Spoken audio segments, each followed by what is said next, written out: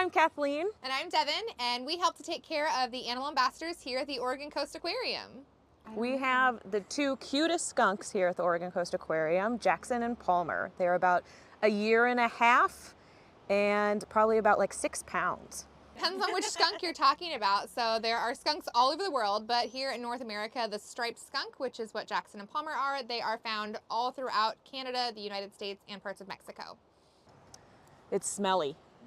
Just kidding. It is messy, so they dig a lot. So they have a lot of substrate in their room that you have to sift through. So they make messes like many other animals. You do have to clean up the messes that they make. You have to make sure that they have fresh food, water. But a really important part of taking care of skunks is enrichment. They are very smart animals. They need a lot of activity. So part of our job is to make sure that we come up with all kinds of fun activities to keep them interested and busy. Yeah, keep their mind occupied. Yes. We are doing something that they haven't done before, so today is a really exciting day. You guys are going to get to see the first time that these skunks get to paint.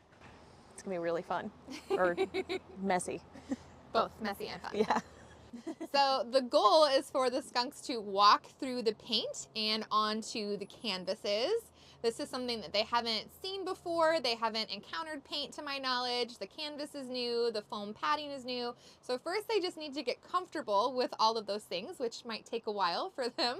And then it's going to be getting them to be comfortable enough to walk through the paint onto the canvases.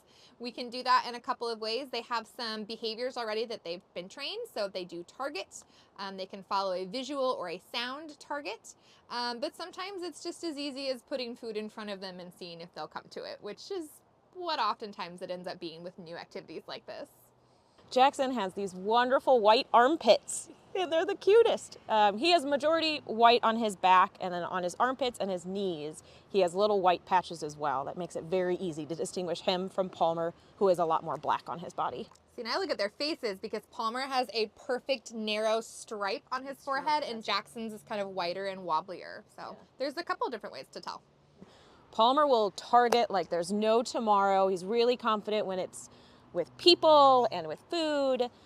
But new sensory things are very hard for Palmer. Yeah.